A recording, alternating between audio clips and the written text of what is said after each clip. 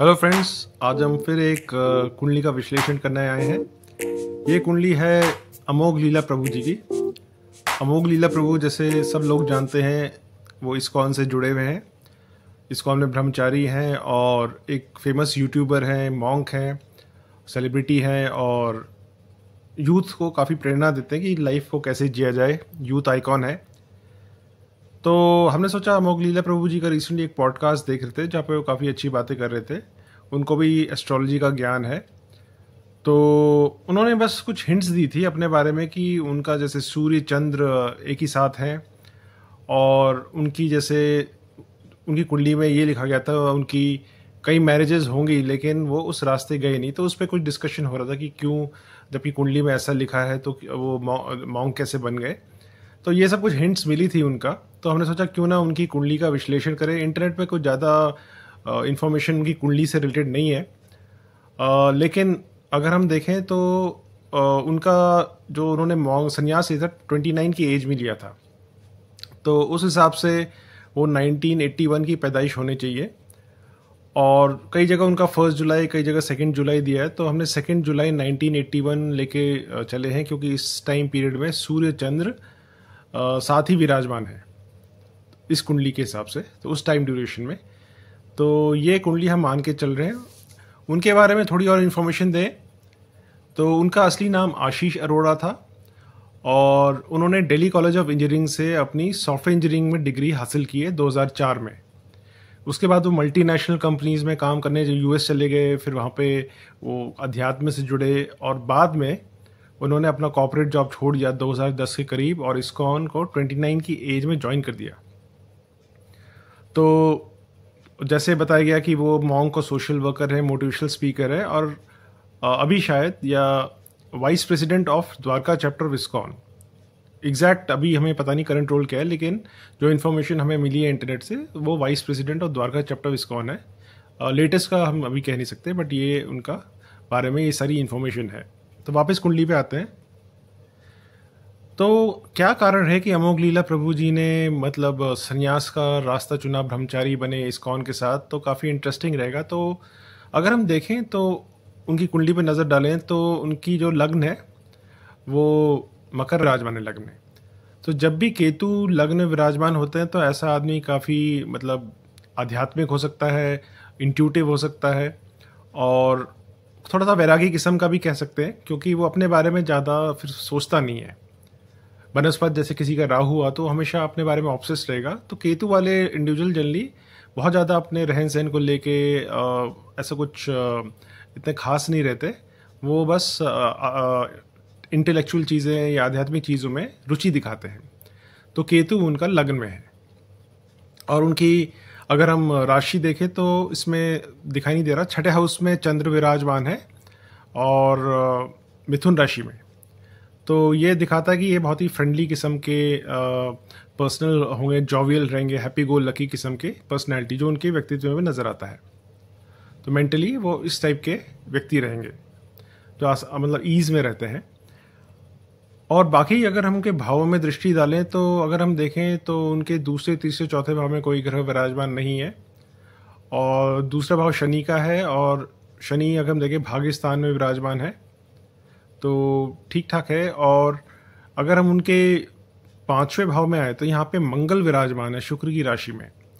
तो मंगल जो होते हैं वो काफ़ी एनर्जी प्रोवाइड करते हैं और आदमी काफ़ी एनर्जेटिक किस्म के भी होते हैं व्यक्ति।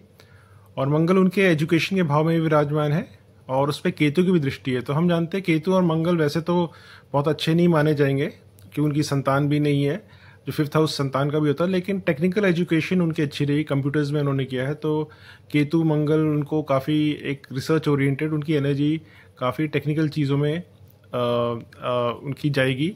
तो ऐसा इसमें प्रतीत हो रहा है। तो टेक्निकली वो साउंड दिखाता है उनको, मंगल केतु का कॉम्बिनेशन। और अगर हम बाकी भाव में दृष्टि डालें तो उनका छठा भाव सबसे हम कहेंगे स्ट्रॉन्ग पॉइंट है, जहाँ पे उनके सूर्य, चंद्र और बुध विराजमान है। सूर्य आत्मा का कारक है, चंद्र मन का कारक है और बुध जो है बुद्धि और इंटेलेक्ट। तो तीनों 6th हाउस में विराजमान है। वैसे तो 6th हाउस रोग ऋण शत्रु का होता है, तो रोग से उनका कोई लेना देना नहीं है, ऋण उनके ऐसे कुछ होंगे नहीं और शत्रु भी क्यों नहीं। तो लेकिन 6th हाउस आपकी सेवा का भी भाव है, तो ये दिखाता है कि उनकी जो लाइफ का पर्पस है वो सेवा है। तो 6th हाउस सेवा का भी होता है, तो ये सारे ग्रह यहाँ पे विराजमान है, तो उनका मन तन सब जो उनका पूरा जोर है वो सेवा में ही लीन रहते हैं, तो ये उससे दर्शाता है। और अगर हम उनके 7th हाउस पे दृष्टि डालें में शुक्र राहु, तो उन्होंने अपने इस पॉडकास्ट में जो भी शायद रिसेंटली हो उनमें कहा था कि उनका एक ये भी उनकी कुंडली कहती है कि वो काफ़ी उनकी कई मैरिजेस होंगी, लेकिन वो सन्यासी राह में चले गए, तो उन्होंने अपने उस चीज़ को बाईपास कर दिया। तो यहाँ पे आप देखिए शुक्र जब भी 7th हाउस में होता है तो आदमी की कई मैरिजेस हो सकती है। आप किशोर कुमार की कुंडली में देख लीजिए, उनकी 4 मैरिजेस हुई। तो शुक्र और राहु बहुत ही आदमी को वैसा पैशनेट बना देता है, और ऊपर से पंचमेश का जो शुक्र है, पंचमेश का सप्तम में जाना लव मैरिज को भी डिनोट करता है। लेकिन तो उनकी जो रिलेशनशिप्स हैं वो काफ़ी होती हैं अगर वो विवाह करते, लेकिन वो अपने संन्यास में अडिग रहे, और यही कारण है। तो ये जो पोटेंशियल था उनकी कुंडली में ये फलीभूत नहीं हुआ। और अगर हम उनकी नवमांशी कुंडली भी देखेंगे, वहाँ पे उनके थोड़े केतु की दृष्टि पड़ रही है 7th हाउस में, जो और चंद्र जो 7th हाउस में का स्वामी है वो 6th में चले जाता है। तो इस कारण इसमें भी अगर देखें तो 7th हाउस का जो स्वामी है वो 6th में चले जाता है, जो बहुत अच्छा नहीं माना जाएगा। लेकिन नवमांश में कुंडली थोड़ी ज़्यादा दिखाती है कि वो विवाह नहीं करेंगे, लेकिन जो मेन कुंडली में ये नज़र आता है कि इनके कई रिलेशंस हो सकते थे, लेकिन या कई मैरिजेस हो सकती थी, लेकिन वो उससे निकल गए। और 6th हाउस में आपका एक और चीज़ बोल दें कि यहाँ पे बुध आदित्य योग और सूर्य चंद्र का बहुत अच्छा योग बन रहा है। और बुध क्योंकि 6th हाउस में अगर हम देखें तो अपनी राशि में है, तो इनको बहुत अच्छा कम्युनिकेटर भी बनाता है, और कम्युनिकेटर और इंटेलेक्ट का धनी बना जाता है। और अगर हम बाकी भाव में दृष्टि डालें जो उनके इंपॉर्टेंट भाव है, तो वहाँ पे अगर हम देखें नवा भाव जो धर्म का भी है, स्वयं गुरु विराजमान है, जो कि बहुत अच्छा माना जाएगा। शनि भी प्रवज्य योग का निर्माण कर रहे हैं, तो again this is very good for धार्मिक चीज़ों के लिए, और काफ़ी रिलीजियस आदमी को बनाता है। और गुरु की दृष्टि अपने ही भाव में पड़ी है, तो गुरु और केतु का भी योग एक तरह से आदमी को तो आध्यात्मिक बनाता है। और लगन पे गुरु की दृष्टि हो तो आदमी का व्यक्तित्व बहुत ही प्रबल रहता है, बहुत ही स्ट्रांग किस्म के व्यक्ति होते हैं। तो गुरु की हमेशा लगन में दृष्टि अच्छा माना जाएगी। तो गुरु केतु से भी पता चलता है कि ये थोड़े आध्यात्मिक प्रवृत्ति के हैं। केतु का लगन का होना, और शनि की 6ठे घर में चंद्र के साथ युति, एक वैरागी, शनि और चंद्र कई बार आदमी को वैरागी भी बनाता है, तो वैरागी दिलाता है। तो ये भी हमें कई चीज़ों से दर्शाता है कि ये उस मार्ग में जाएंगे। और केतु की भी 9वें भाव में दृष्टि, धर्म के भाव में दृष्टि गुरु के साथ, शनि के साथ बहुत अच्छा करती है धर्म के पर्पस के लिए, संसारिक चीज़ों के लिए तो नहीं। शनि और केतु कई बार श्रापित दोष भी बनाते हैं, लेकिन वो आध्यात्मिक चीज़ों के लिए काफ़ी अच्छे रहते हैं। तो शनि केतु आदमी को एस्ट्रोलॉजर भी बनाता है, तो उनकी एस्ट्रोलॉजी में भी काफ़ी नॉलेज है, काफ़ी रुचि है, और ये भी उससे दर्शाई जाती है। बहुत सारे इंडिकेटर्स है इस कुंडली में, तभी हमने ये कुंडली ली है कि क्यों इनका इतना जो ध्यान है वो धार्मिक चीज़ों में गया, क्योंकि गुरु 9th हाउस में, केतु लगन में, शनि चंद्र की युति, गुरु केतु की युति, शनि केतु की युति, तो बहुत सारी चीज़ें यहाँ पे दिखाती है कि उनको इसी मार्ग में जाना ही पड़ता। और अगर हम बाकी भावों में डालें तो बाकी भाव ठीक है।